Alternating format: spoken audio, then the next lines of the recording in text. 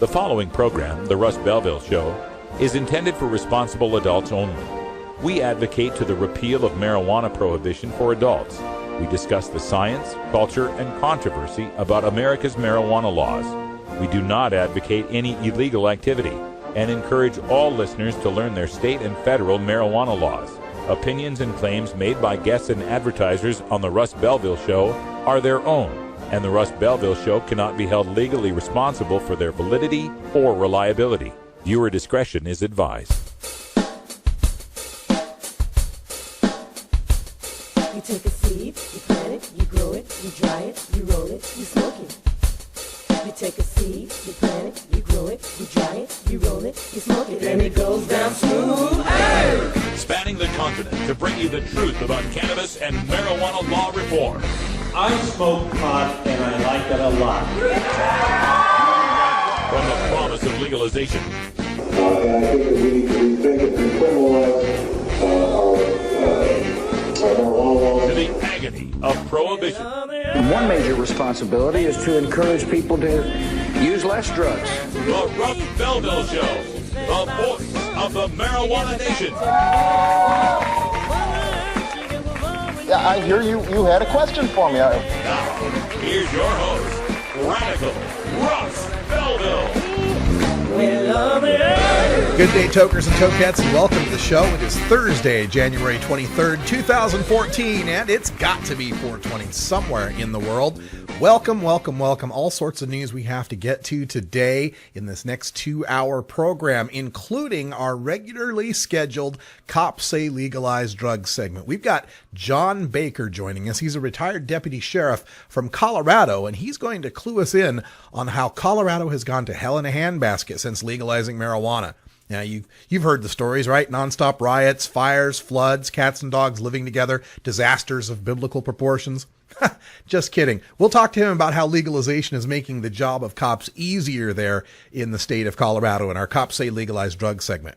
Also on today's show, we'll have time for a radical rant. Yesterday, I got into a little bit of a Twitter discussion with the wife of Dr. Christian Thurstone. Her name is Christine Tatum. She's a journalist who is very against the legalization of marijuana, and she lives there in Denver, Colorado. She made some claims about marijuana rehab statistics, and when I questioned her on them, she refused to back them up with any data. We're going to take a look at that data and the reticence of people in the rehab industry to admit what we all know: marijuana legalization hurts their bottom line.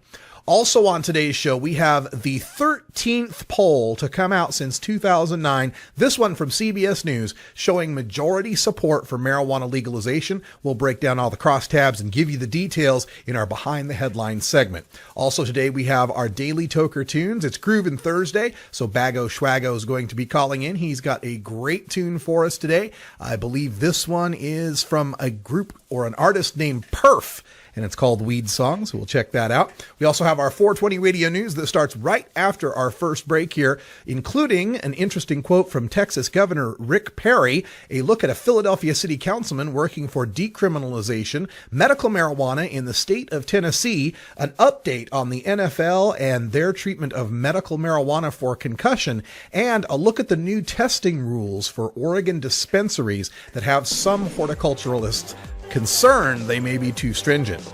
Then we'll take things into Hour 2, Toker Talk Radio. We'll take your calls at 971-533-7111. We're going to be talking to a family from Alabama who's moving to Colorado to get medical marijuana. We've got a video with Nick Gillespie versus Patrick Kennedy on legalization, and Norm Kent is going to be on Nancy Grace again tonight. We take a look at his last appearance. Stick around, plenty coming up on the Russ Belville Show. We'll be right back after these messages from our 420 friendly sponsors. Support these advertisers because their ad money goes straight to the Russ Belville Show.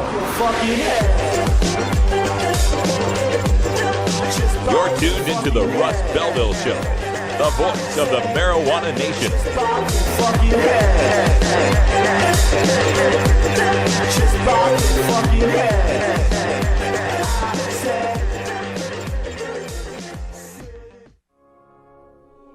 The law offices of Omar Figueroa would like to remind you to stand up for your rights. Please do not give up your precious liberties. There's nothing wrong with standing up for our constitutional rights, and in fact, it's the best way to honor the Constitution that recognizes our natural rights. Treat law enforcement with respect and respect the Constitution by standing up for your rights. If you are detained or arrested, stand up for your rights by repeating, "I respectfully invoke all of my legal and constitutional rights. I do not consent to any search and seizure. I want to remain silent, and I want to speak with my attorney, Omar Figueroa." Omar Figueroa has more than a decade of experience in federal and California courts and graduated from Yale University, Stanford Law School, and Trial Lawyers College.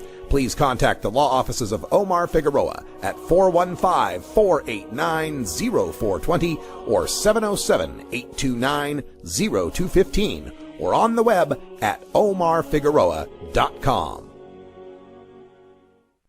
420 Radio. Tune in, turn on, get highly educated.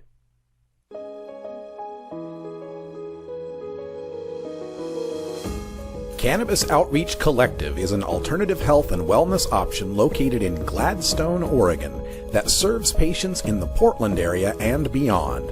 We are a full-service alternative health and wellness collective accommodating patients with natural, organic, holistic, and homeopathic remedies, nutritional guidance, advice, education, and medical cannabis, fully in accordance with Oregon OMMP law. You can find out more about Cannabis Outreach Collective on Facebook at COC503 or by emailing cannabisoutreachcollective503@gmail.com or by telephone at 503-853-1319. Check out our menu on Weed Maps and visit Cannabis Outreach Collective today.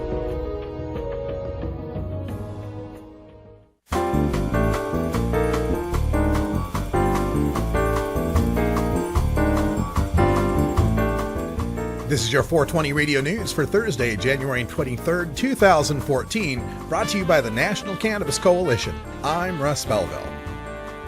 Texas Governor Rick Perry, speaking at the World Economic Forum in Davos, Switzerland, said he is in favor of decriminalization of marijuana use. Perry made his remarks at an international panel on drug legalization that included former UN Secretary General Kofi Annan and Colombian President Juan Manuel. Perry explained, quote, "As governor, I have begun to implement policies that start us toward a decriminalization," end quote, describing a system of drug courts, fines, and rehab programs. In the past, Perry has simultaneously opposed the legalization of marijuana while defending the right of states to make that determination under the 10th Amendment. Lucy Nashid, a spokesperson for the governor, said, quote, "The goal is to keep people out of jails and reduce recidivism," end quote. According to the executive director of the Texas Criminal Justice Coalition, more than 15,000 people are imprisoned in Texas solely for drug possession. A Philadelphia city councilman is proposing to decriminalize possession of 30 grams or less of marijuana. Councilman Jim Kenney notes that in 2010, after the glaring racism in city marijuana arrests was exposed by Philly Normal, the district attorney changed policy to divert anyone arrested for less than an ounce of marijuana to a lower court where they could pay a fine rather than face jail time. Kenney proposes that the city do away with the arrest entirely and replace it with a $200 fine and 3 hours at a drug abuse seminar.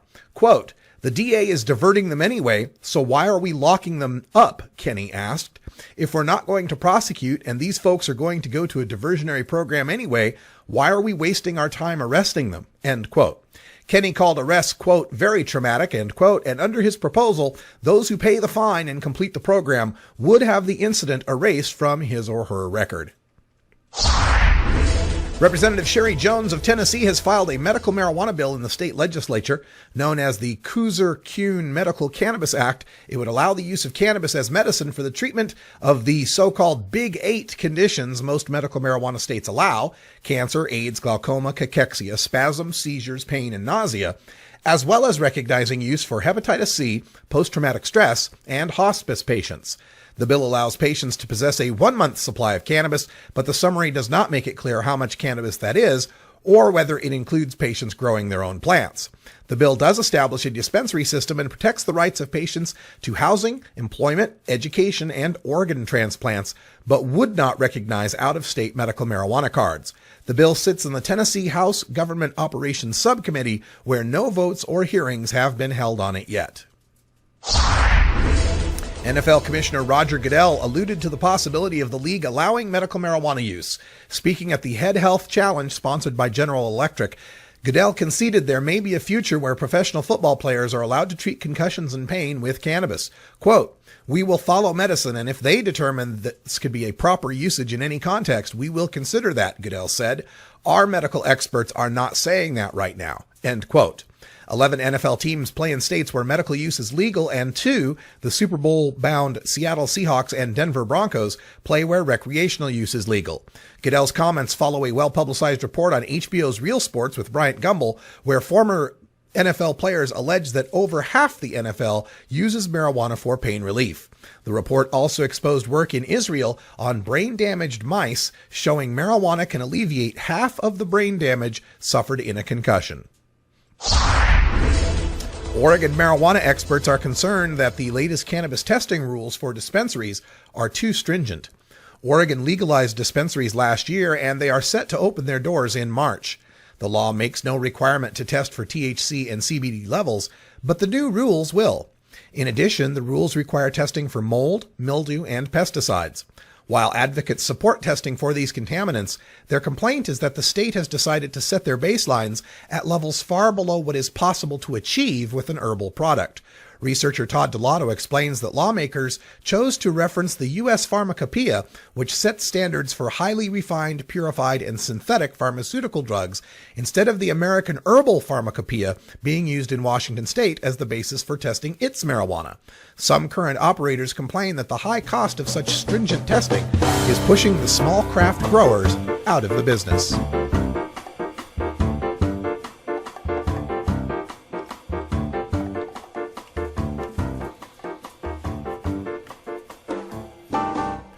This has been your 420 Radio News for Thursday, January 23rd, 2014. I'm Russ Belville. You can get transcripts of the 420 Radio News daily at the National Cannabis Coalition. Visit ncc420.com for more information. When we come back, we'll go behind the headlines to take a look at the latest poll from CBS News showing yet another majority in support of marijuana legalization. You're listening to The Russ Belville Show on 420radio.org. We'll be right back.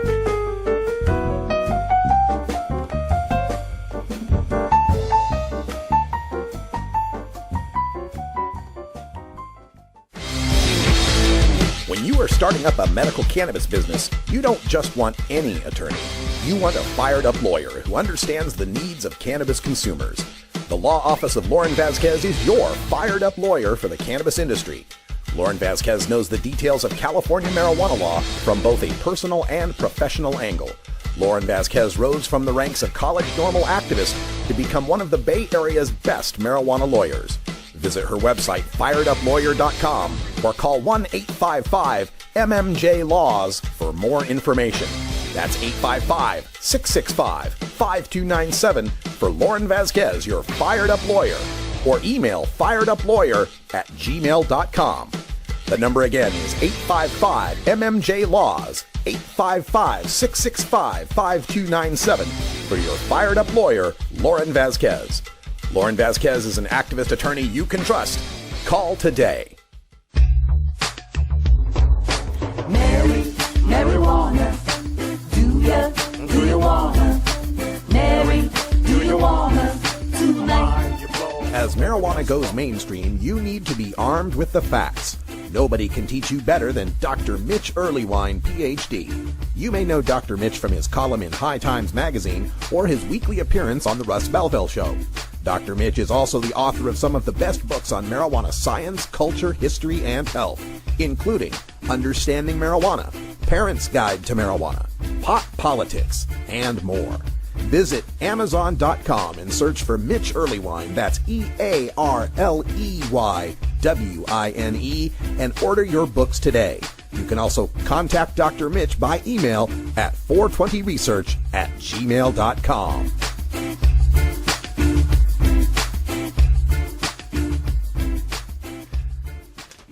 Welcome back, everyone. Just about a quarter after. Time for us to go behind the headlines on a new poll from CBS News showing 51% support for marijuana legalization. This is their first ever poll they've done since 1979 where they have found majority support. That's 51% support for legalization. That's up from 45% who supported marijuana legalization in their poll just last April, 8 months ago. And in October of 2011, CBS reported 51% in support of prohibition. So in just, 2 years, 2.5 years, 3 years, we've gone from 51% supporting prohibition to 51% supporting legalization.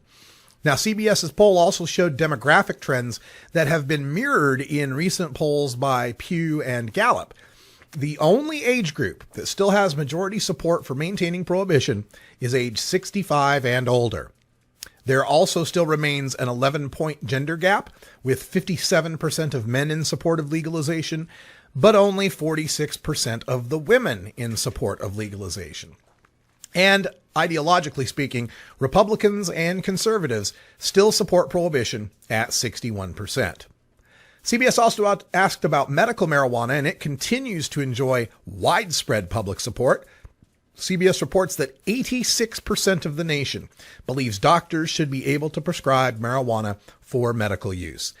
They asked further about whether or not Americans believed that the medical marijuana currently being used in the medical marijuana states was being used for serious medical conditions. And only 1/3 of Americans, it was actually 34%, a little over a third, believe that medical marijuana is currently being used for serious medical illnesses. Despite that, however, even among those people who think it's being used for something other than serious medical illnesses, 3 out of 4 of them, actually it's 77%, 3 out of 4 of those people who think medical marijuana is being used for other purposes still support the right of doctors to prescribe medical marijuana. And when asked about deciding the legality of marijuana, 62% of Americans believe that should be left up to the individual states to decide, not the federal government. Republicans overwhelmingly agree. They were at 72% that marijuana legalization is a states' rights issue, while 40% of Democrats still believe the federal government ought to determine this issue, versus 56% of Democrats who support states making that decision. And CBS's poll, by the way, is the 13th poll in the past 5 years to show majority support for marijuana legalization. Going all the way back to May of 2009, Zogby came up with 52%. Angus Reid had 3 polls in a row, December of 2009, July of 2010, August of 2011, with 53, 52, and 55% support. Gallup's poll in 2011, in October, found 50% support for marijuana legalization. Rasmussen in May of 2012 came out at 56%. Quinnipiac University in November of 2012, 51%. Angus Reid again with their 4th poll, this one November of 2012, found 54% support. Public policy polling in December of 2012 came out with 58%. The Pew Center in April of last year, 52%. The Gallup polling organization in October of last year, 58% support. CNN Time magazine poll that came out just the beginning of this month, 55%. And now this CBS News poll, January of this year, 51% support for marijuana legalization. It's increasingly becoming a majority support issue, and the only people who support it are getting older and dying. This is something that politicians are going to have to take a look at if they're going to want the support of the people in the forthcoming elections. They start to realize that only conservative Republicans are in support of marijuana prohibition is going to bring forth in Republican primaries those Republicans that want to maintain the status quo, who want to be tough on drugs. And once those guys get out of the primaries and have to face Democrats who are going to have an increasingly evolved position in support of even legalization of marijuana, as we saw from the potential senatorial candidate up there in Maine, Republicans are going to be increasingly marginalized, as they already are with respect to minorities and the youth vote. If Republicans want to capture some of that minority vote, some of that youth vote, it is incumbent upon them to address the issue of marijuana legalization.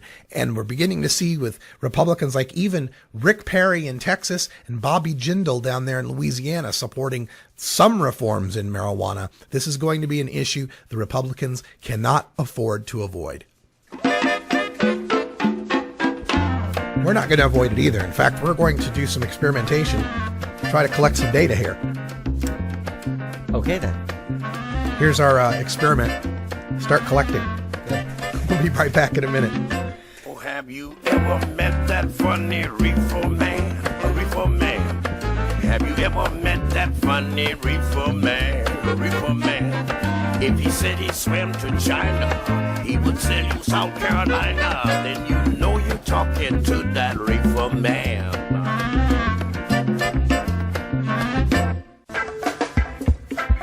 I'm Sub Cool from Team Green Avenger. At TGAgenetics.com, we are working on the leading edge of medical strains. Our strains are rigorously tested for THC, CBD, THCV, and other critical cannabinoids. Know your grow. Check out our genetic diversity at TGAgenetics.com, the home of Jelly Bean, Jack the Ripper, Vortex, and other award-winning cannabis strains.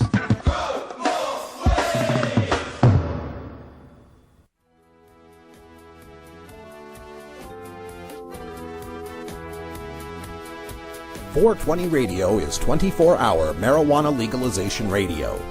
Check out our prime time lineup every weekday at 5 p.m. Pacific Time, 8 p.m. Eastern Time. On Mondays, it's Stony Sundays with Coral Reefer from San Francisco, California. On Tuesdays, Weed Nerd with Subcool from the Emerald Triangle of Northern California. On Wednesdays, Free Weed from Danny Danko from Brooklyn, New York. On Thursdays, Jorge Cervantes TV with Jorge Cervantes from Barcelona, Spain. And on Fridays, The Jody Emery Show from Vancouver, British Columbia, Canada. That's 5 p.m. Pacific Time, 8 p.m. Eastern Time, and 1 a.m. GMT right here on 420radio.org.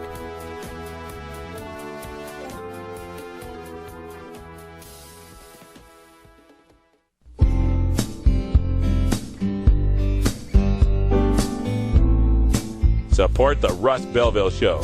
Text the word Russ to 420-420 and connect with the National Cannabis Coalition. You can also send $10 to the Russ Belville Show right from your smartphone. That's Russ to 420-420.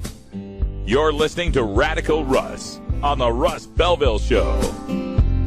I'll say, little red carpet, darling, your mud's too fierce. Little red carpet, you need a lover that's gonna lay. Tokers, there's no good reason to get your dog stoned. While it might not harm them physically, imagine being a dog who already begs for treats all day, and then imagine that dog having the munchies. Not cool.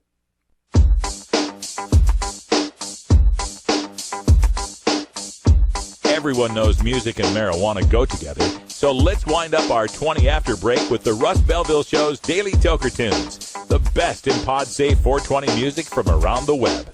Today is Groovin' Thursday, featuring rap, hip-hop, soul, and funk music. Now, sit back and enjoy your Daily Toker Tunes. Welcome back, everyone. 23 after the hour. Time for us to get into Groovin' Thursday. And Bago Schwago is our Groovin' Thursday editor, but he has not called in yet. I'm not sure what's keeping him, but I apologize for that because I don't know a thing about the artist that is performing our Groovin' Thursday Daily Toker tune. So I'll stall a little bit and see if Bago Schwago calls in by letting you know tonight we've got a brand new episode of Big Daddy Fink's Funky Roller Rink. Make sure you check that out, 8 o'clock Pacific time. We've got the Big Daddy bringing you all the greatest funk, soul, R&B, and this weekend, or this Thursday, I should say, the disco. The episode this weekend, it'll play this weekend as well. It's in the replays.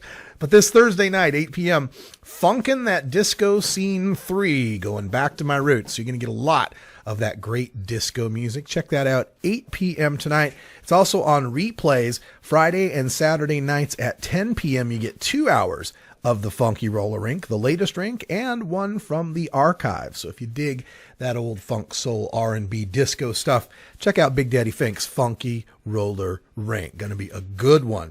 Also coming up tomorrow, we have got Herb Thrasher Flower Hour. Herb will be joining us, and he's got all sorts of great interview stuff for us. He's got some surprises for us. We'll check that out tomorrow night on Herb Thrasher's show. Again, apologies that Bago Schwalga couldn't join us. I'll just bring you the song. This is Perf with Weed Song.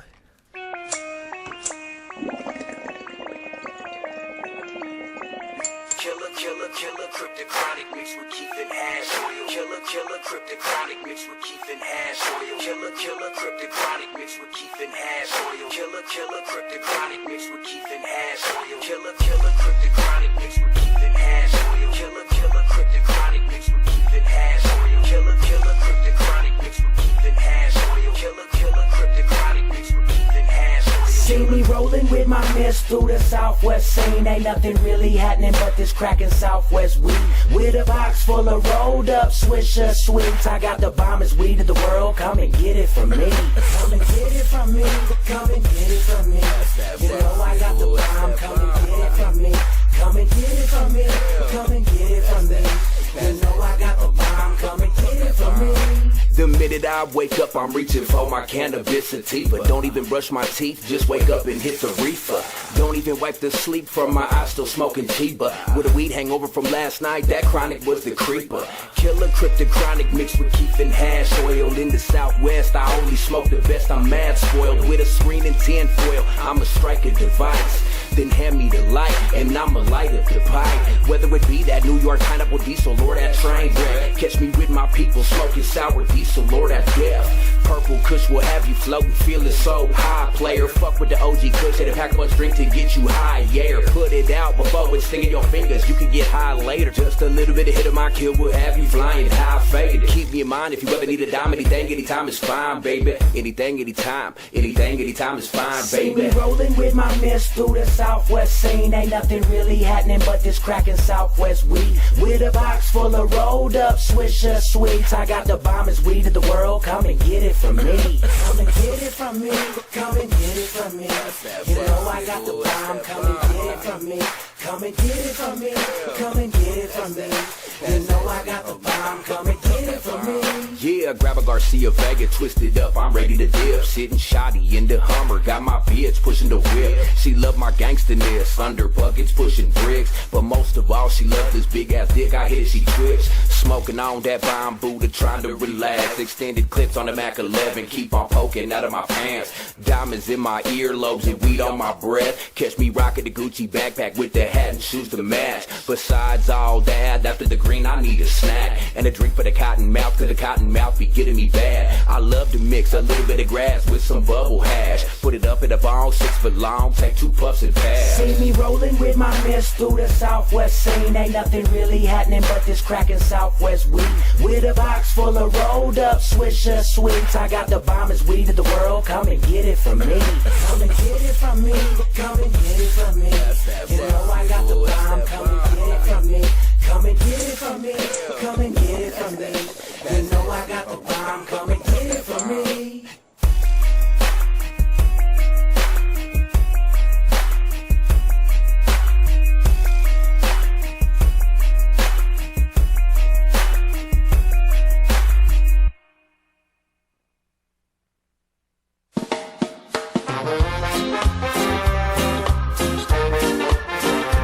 Support the Russ Belville Show.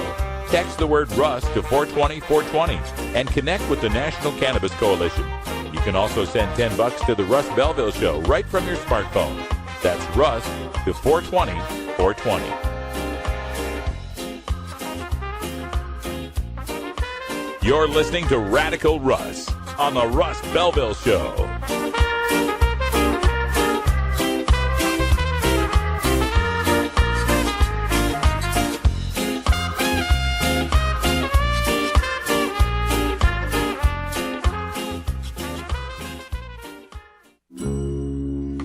Georgia.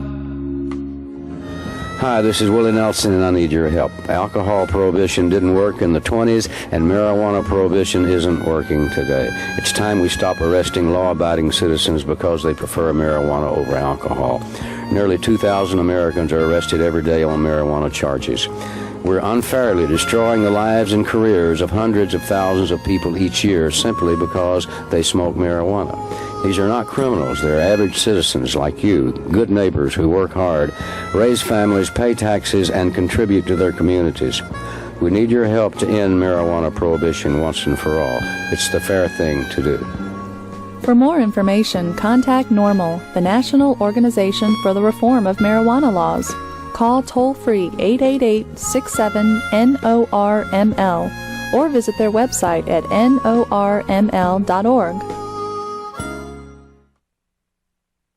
Marijuana Compassion and Common Sense, starring Lanny Swerdlow from Inland Empire, California. Tuesdays at 1 p.m. Pacific on 420radio.org.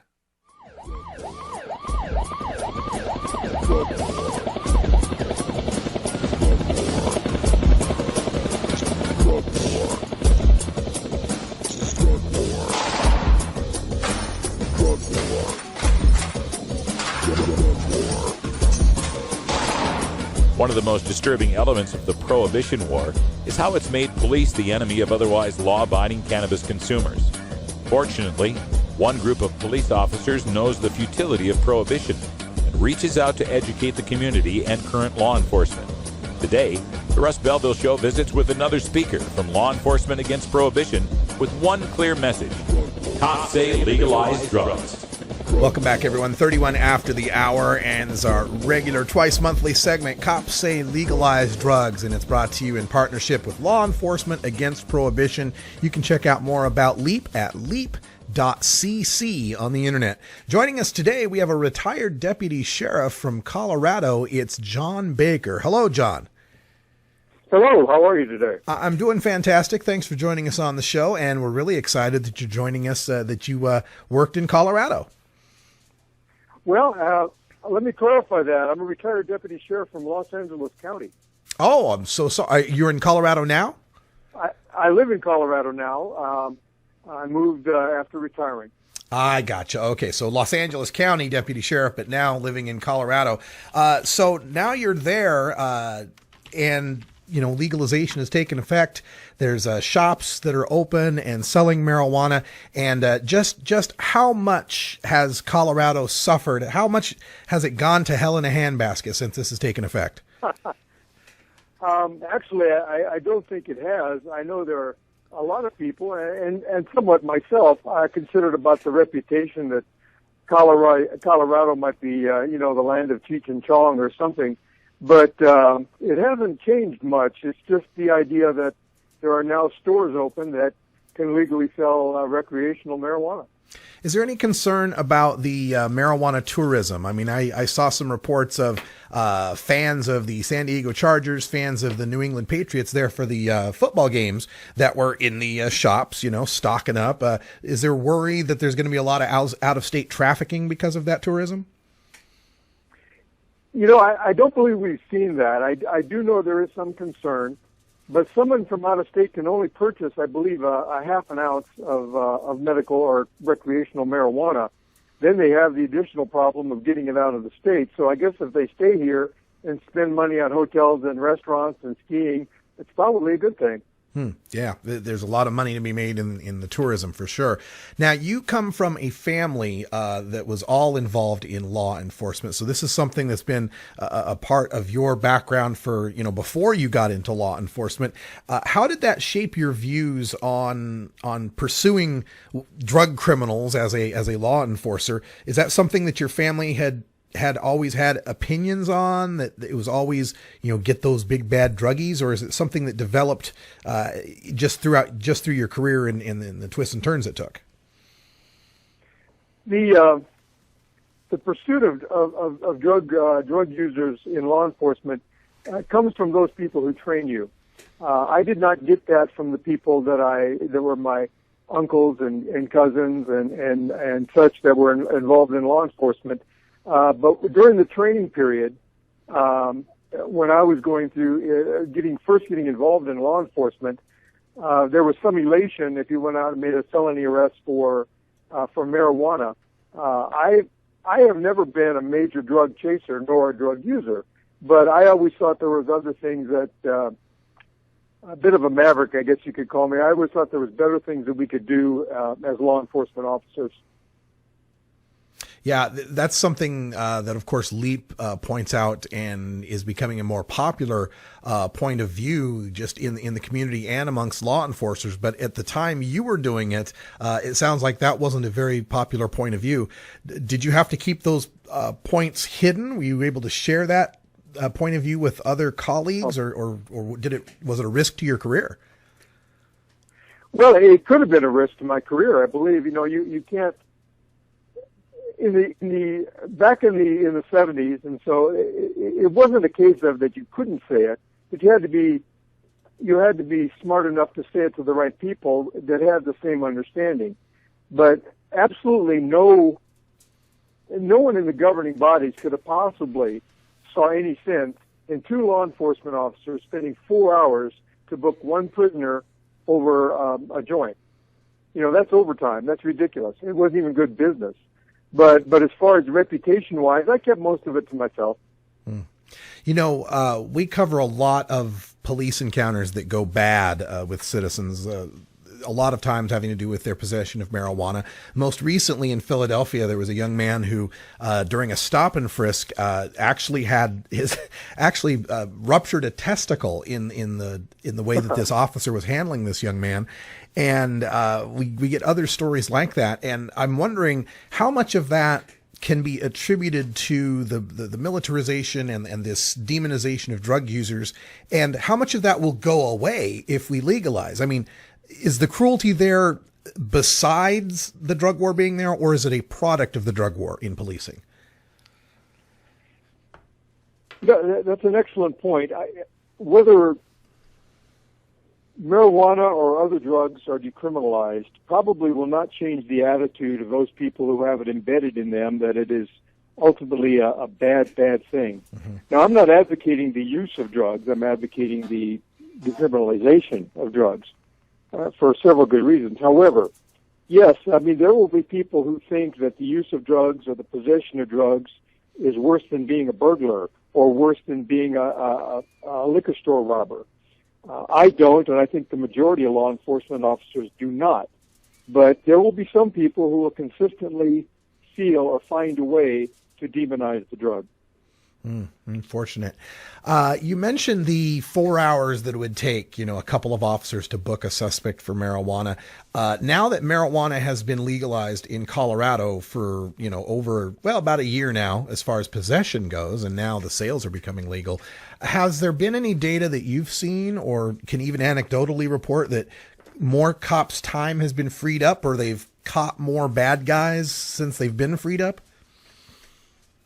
The folks that I know on the Denver Police Department, the various sheriff's departments in the area, have all told me that their time seems so much more valuable now that they can spend actually in the community, maybe getting out and beat walking a little bit, and don't have to worry about chasing down the smell of marijuana. That used to be almost like a recreational time back in the day. I smell marijuana 12 blocks away, and you chase it down.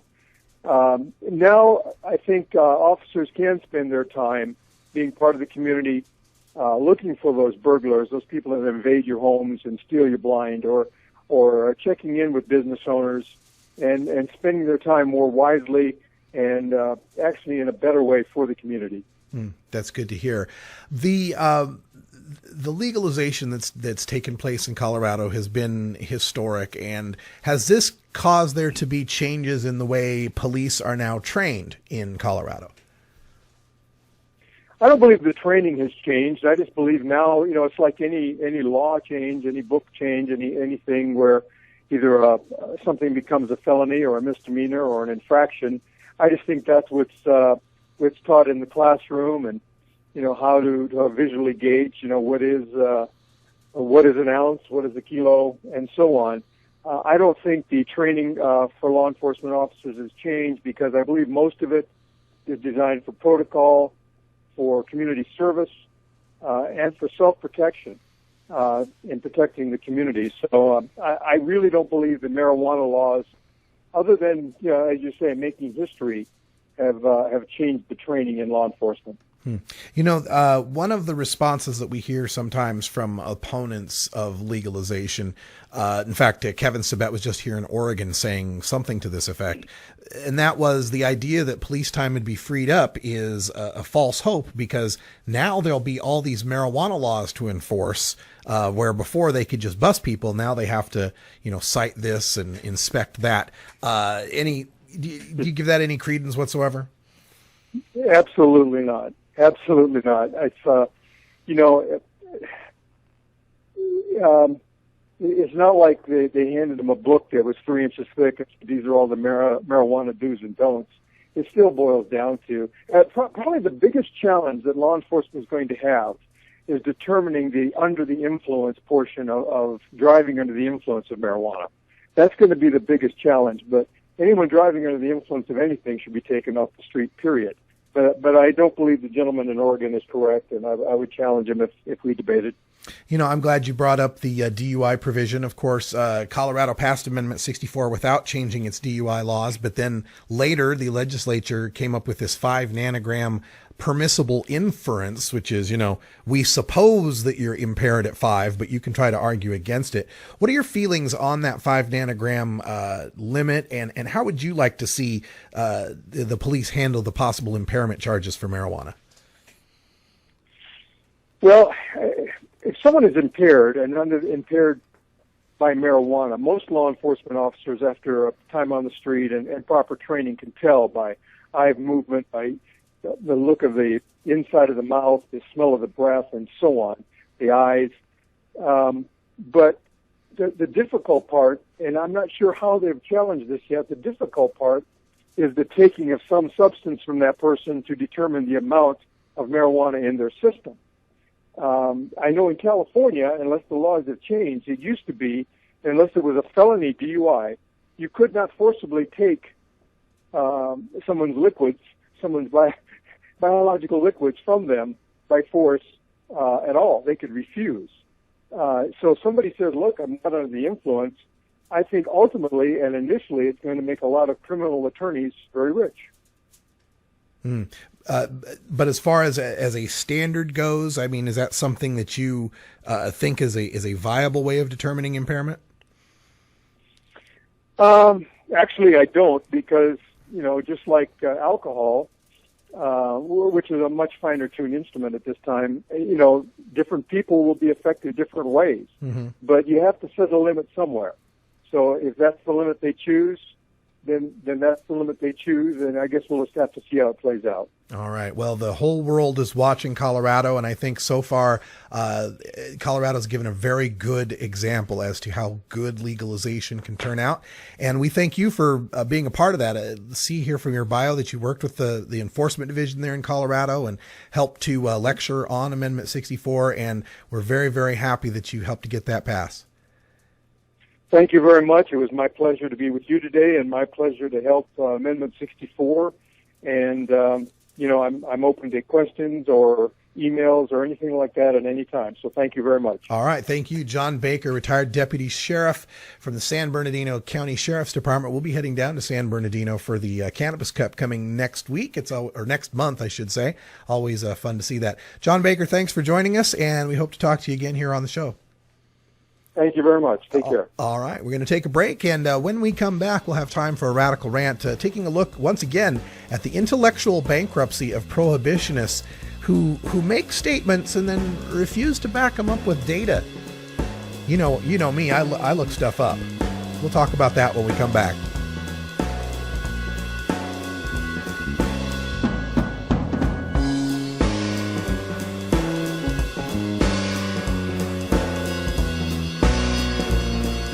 We'll be right back after these messages from our 420 friendly sponsors. Support these advertisers because their ad money goes straight to the Russ Belville Show. You're tuned into the Russ Belville Show, the voice of the marijuana nation.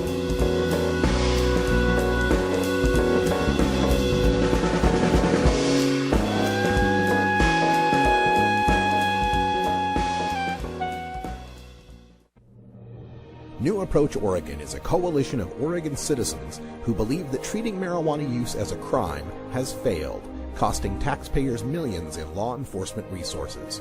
We believe it's time for a new approach on marijuana, and that Oregonians deserve a chance to decide in the 2014 general election. Our approach will regulate, tax, and legalize marijuana for adults in Oregon.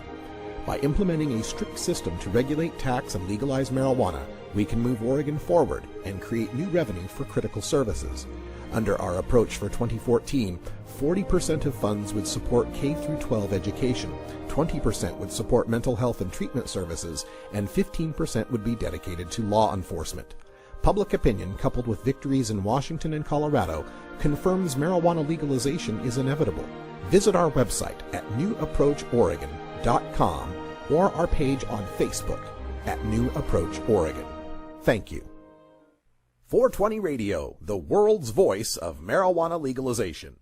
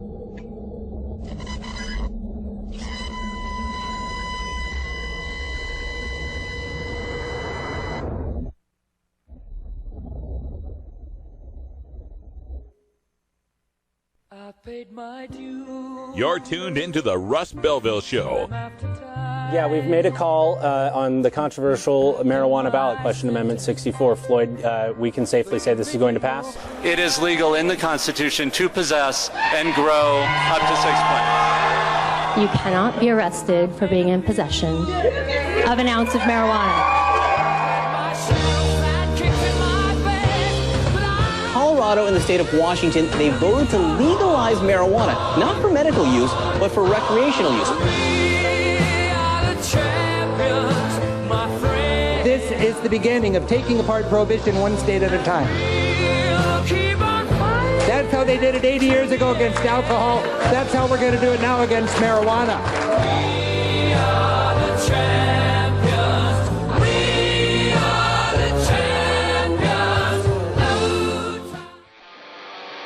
You want answers? I'm as mad as hell, and I'm not going to take this anymore. You want answers? You have offended my family. I think I'm entitled. You want answers? I want the truth. And you have offended a Shaolin temple. You can't handle the truth. Surely you can't be serious. I am serious. And don't call me Shirley. Radical rant. Well, you know, one of my sayings here, I look stuff up. And the reason why I say that is because on our side, as a pothead, you know, as a stoner, whatever the hell we are, we're already starting with the deficit of public trust.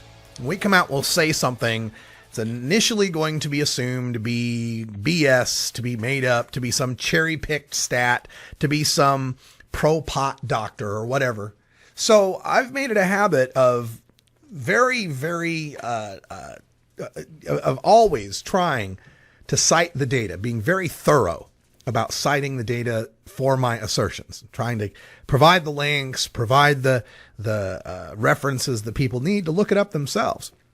It really comes from my dad, to tell you the truth. When I was a little kid, he forced me to look stuff up. If I found a word I didn't understand, he wouldn't tell me what it meant. He would tell me to look it up in the dictionary. And I had one of those sets of encyclopedias too, and I'd have to look stuff up. So I've been looking stuff up all my life. So it was with that background of looking stuff up that I happened to be going through my Twitter feed the other day. And I saw one of my fans, Ron Mexico, who's a regular listener to the show, who ended up getting in a Twitter discussion with Christine Tatum. Now, Christine Tatum is the wife of Dr. Christian Thurstone. Dr. Christian Thurstone is one of the board members for Project SAM, and more importantly, he is a private rehab owner in Denver, Colorado, one of the largest rehab centers in the state. Okay. And he is constantly on the news. In fact, Thurstone was the rehabber that was in the Sanjay Gupta documentary, in that weed documentary. So he gets national play. He ends up on Colorado news all the time. So Christine began the Twitter discussion with Obama on marijuana equals lazy, predictable news coverage. Smarter questions to ask. Right. So what Christine's shtick, I've been following her for a while. She fancies herself a journalism expert. And her shtick is to slam the mainstream journalists out there that cover the pot issue because they won't ask the tough questions about, how pot rots kids' brains and makes them permanently stupid and causes man boobs and, whatever the hell else, it is that she's upset about. So Ron Mexico, or actually Blobfish is Sexy, at Blobfish is Sexy, responded with, "Wah, my entire industry is in its death throes because we won't get any more forced addicts. Wah." And Christine Tatum responds, "Interesting how the more we press for marijuana legalization, the more addicts there are. Sad truth indeed." To which Blobfish responded, and this is where you can tell someone's listening to my show. "Anyone who tries a substance equals addict. 15% of those in big rehab self-admit, while 60% are sent by criminal justice." To which Tatum responds, "Can't wait to see the sources for this wonder fact." Okay. All right. So the gauntlet is thrown. The pot people came out with some wonder fact, and Christine Tatum is demanding the source. I can't wait to see the sources for this wonder fact. Well, this is what another one of our fans chimes in, who goes by the handle empathetic ent, at empathetic_ent. Ents, of course, were the trees in the Lord of the Rings, right? The big intelligent trees, right? Empathetic Ent joins in and says, "Fantastic, Christine. I'm happy to hear that. Here you go," and provides the link to the TEDS. I believe it's the 2007 TEDS data. Let me click the link here. Well, not coming up. But anyway, it's 2007 TEDS data, to which he answers, "Wonderful, yes?" So Christine Tatum could not wait to see the sources for this wonder fact. Empathetic Ent comes forward with the source, and Christine Tatum replies, "Egads, try again. TEDS doesn't include data from non-public treatment centers." All right, well, this is where I get involved, because I know this fact. I've gotten called on this before. I've brought forth the TEDS-A data, and I can't remember what discussion it was. Maybe it was on his website, but I don't recall. But I was called out because they said, "Well, TEDS-A, by the way, TEDS is Treatment Episode Data Set, and A stands for admissions, right? And it says database that's up on the federal government's SAMHSA website, right? So you can go to this database and you can look up figures, right? And I do this all the time. This is where I find the most current figures, which is 53% of people that are there for marijuana alone were forced there by the criminal justice system. 14% there for marijuana alone, self-admitted, right? But the problem is TEDS-A only covers, like Christine says, it only covers the public data. People that are forced there by a court and then, are paid through by, public sources, right? People that have insurance, people that can afford private rehab, that's not considered in the TEDS-A data. Now, I did do some looking for this. I was like, well, okay, how much does TEDS-A data cover? And I did discover that of all the people that are admitted to rehab, about 58% of them are covered in TEDS-A. So about 3 out of 5 people in rehab, about 3 of them go because of with public money, and about 2 people go to rehab with private money. So I responded to Christine and said, TEDS-A equals 58% of admits, but I'd love to see your hubby's private data, please. Because that's the other thing. Once I found that I was only looking at public admit data, I thought, well, let's get the whole picture. Let's be intellectually honest. Let's make sure that we look at what the private data is. And I scoured the internet. And folks, I do this for a living. I look up stuff for a living, have been doing it for 5-6 years now. And if there's a data source out there, I can usually find it. I could not find any data sources for private rehab admits. Neither could I find it on the national level, nor could I find it even on the specific level of Dr. Christian Thurstone's, specific practice. Christine says the data is public. Christine says the data is out there. I've been looking for it. I have been scouring the Dr. Thurstone website and all his related websites trying to find this data. I cannot find it. So I asked, I'd love to see your hubby's private data, please.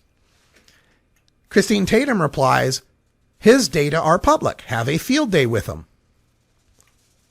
I reply, really? Links, please. Like percent in rehab via criminal justice versus self-admit. TEDS A is about 4-to-1 on that ratio, and 58% admits. Christine replies, you can read and research, right? Go to it, dude. Now remember, this is the woman who just 6 or 7 tweets ago was saying, can't wait to see the sources for this wonder fact. But when someone else asks her for her sources, it's go look it up yourself. Go find it yourself. Go look it up yourself. Go try to find it. So I respond, also love to know amount of cannabis used 30 days prior to admission.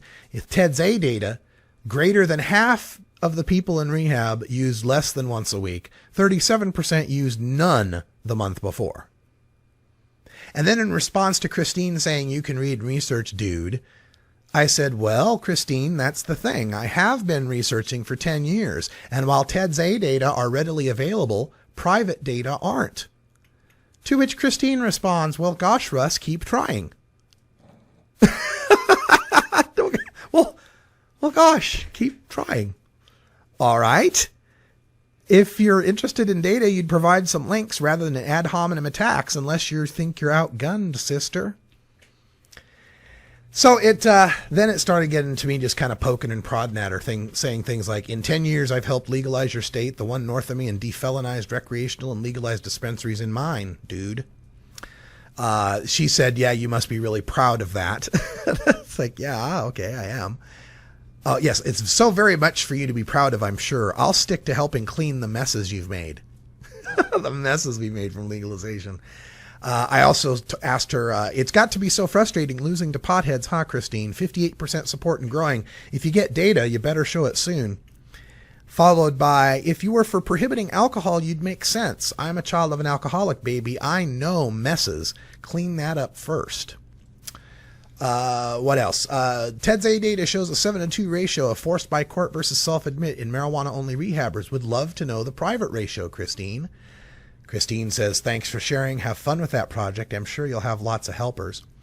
And then she follows it up with an assertion. Whatever you say, interesting that his business, her husband's rehab business, interesting that his business is booming in Colorado where weed is legal and court referrals are down. I said, that is interesting. Do you have a link to that data? She replies, knock yourself out with public records. I have. I reply, you assert husband's rehab business is booming post-legalization, but you won't cite data sources. Makes you look weak. She says, ha, or makes it clear I have better things to do than your research. This is your research, Christine. You are the one who asserts that your husband's business is booming and court referrals are down. We would love to see the sources for that wonder fact. Remember? Why is it that those of us that are legalizing marijuana are expected to have sources for our wonder facts? But people like you who are fighting for the status quo can make any measure of assertions. Oh, weed is 7 times stronger. Kids are coming into our rehab with over 500 nanograms of active THC. The court referrals are down and more people are admitting themselves to our rehab, and not be expected to back it up with citations of fact. Not letting you get away with it, Christine.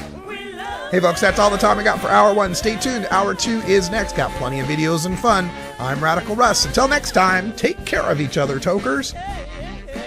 This is the Russ Belville Show. The Russ Belville Show is blogging and podcasting daily at radicalruss.com. You take a seed, you plant it, you grow it, you dry it,